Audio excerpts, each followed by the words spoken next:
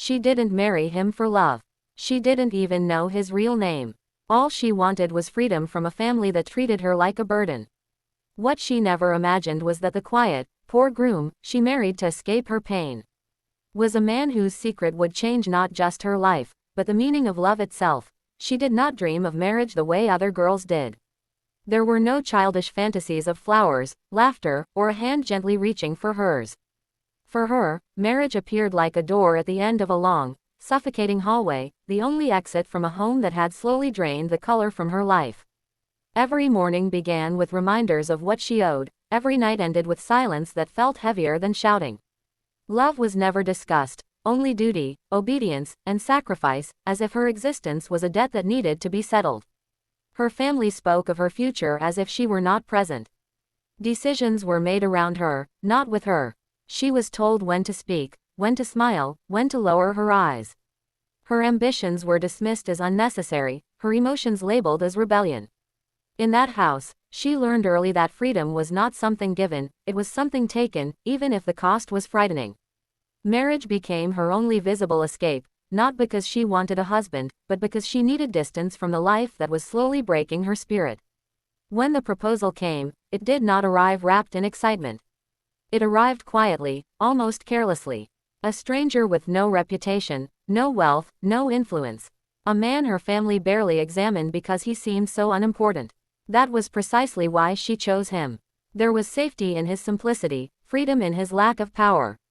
She did not ask about his dreams or his past. She did not imagine romance or passion. She only imagined leaving. On the day of the wedding, her heart was calm in a strange way. Not happy, not hopeful, just resolved. She was not stepping toward love, she was stepping away from control. As she sat beside a man she barely knew, she felt something unfamiliar settle inside her chest, not affection, but relief. For the first time, the future belonged to her, even if it was uncertain, even if it was built on a choice made in desperation. She married him without promises of forever, without expectations of happiness. The vows felt less like a union and more like a quiet declaration of survival. She was not choosing a soulmate. She was choosing herself, choosing distance, choosing a chance to breathe in a world that had never allowed her space, believing that any unknown life would be kinder than the one she was leaving behind. From the moment he entered the room, he was judged without a single word spoken. His clothes were simple, his posture unassuming, his voice soft enough to be ignored. People glanced at him and decided his worth within seconds, measuring him by what he lacked rather than what he carried within. To them, he was merely a convenient choice, a man with no power to resist, no influence to challenge, no wealth to demand respect. They saw a poor groom, and in their eyes, that was all he would ever be. He accepted their glances and whispers with quiet patience. There was no anger in him, no urge to prove them wrong. He answered questions politely, avoided attention, and stood slightly apart, as if he belonged to the background rather than the center of the story. His silence was mistaken for weakness, his humility confused with insignificance. No one noticed the careful way he observed everything, or the discipline in his restraint, or the calm confidence that did not need an audience. To her family, he was invisible in the most useful way. A man like him would never interfere, never demand, never rise above his place.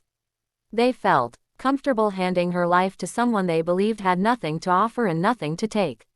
Their approval did not come from trust, but from dismissal. They believed they were settling her future, when in reality, they were underestimating the man who stood before them. What no one understood was that his silence was a choice, not a condition. He had learned long ago that true strength did not announce itself. He carried himself without arrogance, without the hunger to be seen, because he did not need validation to know who he was. He listened more than he spoke, and when he did speak, his words were measured, thoughtful, and intentional. She noticed these things slowly.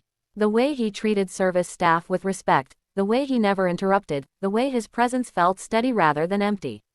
While others saw a man with little to offer, she began to sense depth beneath the surface, a quiet gravity that did not match the image everyone had created for him. He was misunderstood not because he was lacking, but because he refused to perform for approval. In a world obsessed with appearances, he chose simplicity. In a room full of voices trying to dominate, he remained calm and grounded. His dignity did not come from wealth or status, but from self-control, patience, and an inner certainty that did not rely on recognition, allowing him to move through judgment without resistance, knowing that truth never rushes to reveal itself. Love did not arrive in their lives like a sudden miracle or an overwhelming confession. It entered quietly, almost unnoticed, through shared mornings and unspoken understanding. Two strangers learning the rhythm of each other's presence, careful not to disturb the fragile peace they had both found. There were no dramatic gestures, no promises whispered in the dark, only small acts of consideration that slowly softened the distance between them. They learned to live with each other before learning to love. She noticed how he always left space for her, never demanding answers, never pushing her to explain her past. He noticed how she flinched at raised voices, how silence sometimes frightened her more than arguments.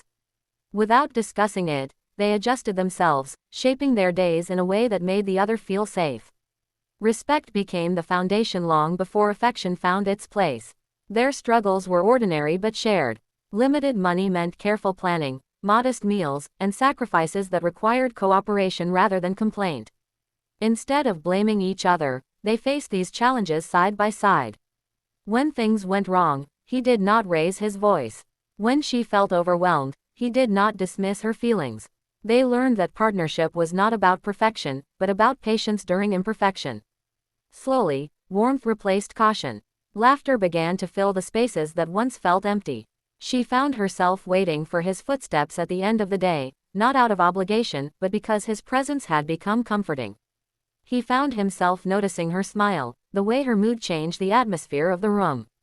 These realizations came gently, without forcing themselves into awareness. They spoke about simple things, dreams that felt too small to impress anyone else but mattered deeply to them. Late-night conversations stretched longer than intended, filled with honesty rather than expectation. In those moments, love took shape, not as passion, but as trust. They began to rely on each other in ways that felt natural, unspoken, and deeply grounding. She realized one day that she no longer felt like she was hiding. With him, she did not need to defend her choices or justify her existence. He realized that being with her brought a sense of peace he had never experienced before. Their bond grew stronger not through grand declarations, but through consistency, kindness, and the shared understanding that neither of them needed to be saved, only understood. What they built together was quiet but powerful, formed through mutual respect and shared resilience. Love, for them, became a steady presence rather than an overwhelming emotion, something that lived in everyday gestures, supportive silences, and the comfort of knowing that whatever the world demanded from them, they would face it together, hand in hand, without fear, without pretense, and without conditions attached. The truth did not reveal itself gently. It arrived like a sudden fracture in the life they had built, sharp and impossible to ignore. One ordinary day was interrupted by unfamiliar faces, expensive cars parked where simplicity once lived, and voices that spoke his name with a respect she had never heard before. The man she knew as quiet and unassuming was addressed with titles that did not belong to the life they shared, and in that moment, the ground beneath her certainty began to shift. Confusion turned into disbelief as fragments of reality came together. The accounts, the businesses, the influence, the fortune that stretched far beyond imagination. The poor groom was a story carefully crafted, a mask worn with intention. Every sacrifice, every modest choice, every quiet acceptance of judgment suddenly carried a different weight. She felt as though the past had been rewritten without her consent, each memory now layered with questions she had never thought to ask. Her heart struggled to process the contrast. The man who fixed things with his own hands, who counted expenses carefully, who lived without excess, was the same man capable of commanding empires. Anger surfaced not because of his wealth, but because of the silence that had hidden it. She wondered whether her love had been earned honestly or observed like an experiment, whether her feelings were free or unknowingly tested. When she confronted him, there was no dramatic defense, no justification wrapped in pride. He spoke calmly, explaining how wealth had once defined every relationship he had known, how power distorted intentions and erased sincerity. He confessed that he wanted a life untouched by expectations, where affection was not influenced by status. Choosing anonymity had been his escape, just as marriage had been hers. The revelation forced her to examine her own emotions. She realized that nothing in her love had been based on money she didn't know existed. Her affection had grown in moments of scarcity, in shared hardship, in quiet nights where luxury was absent.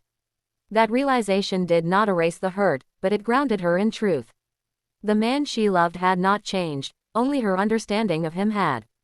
Still, the weight of deception lingered. Trust, once simple, now felt fragile. She questioned whether she could accept a life that suddenly included power, attention, and a world she had never prepared for. The security she had found in simplicity now stood threatened by exposure and influence. She faced a choice not between poverty and wealth, but between fear and faith, between holding on to the past or stepping into a reality that demanded honesty above comfort, knowing that love, once shaken, must be consciously rebuilt rather than assumed. When everything was finally laid bare, the world expected her to change. Wealth had a way of rewriting expectations, of turning simple lives into spectacles. People looked at her differently, spoke to her carefully, measured her worth by her proximity to his fortune. Doors opened that had once been closed, and suddenly the life she had escaped from wanted her back, eager to claim pride in a future they once tried to abandon. Yet inside her, something remained steady. She did not feel intoxicated by luxury or impressed by numbers that stretched beyond reason. The revelation had shaken her trust, but it had not rewritten her heart. What mattered to her was not what he owned, but who he had been when ownership meant nothing. She remembered the man who listened, who waited, who respected her silence, and those memories carried more weight than any display of power. When he offered her a life of ease, he did so without assumption. He did not expect gratitude or submission. He placed the choice in her hands, just as he always had. For the first time, she understood that his wealth had never been meant to overshadow her, but to stand quietly behind her, unused unless needed. That realization softened the fear she carried, allowing clarity to replace resentment. She chose love not as a reaction, but as an affirmation. She chose the man who had lived beside her without advantage, who had allowed himself to be underestimated rather than admired. In choosing him again, she defined her own terms. She made it clear that love would remain equal, that money would never become a voice louder than respect. Wealth could exist in their lives, but it would never lead them. He accepted her boundaries without hesitation. There was no attempt to persuade, no effort to reshape her values. His relief was visible not because she chose comfort, but because she chose him knowing the full truth. In that moment, the imbalance between secrecy and honesty dissolved into mutual understanding. Their relationship no longer stood on hidden identities, but on deliberate trust. She did not forgive blindly, nor did she walk away in pride. She stayed with awareness, choosing to rebuild rather than erase.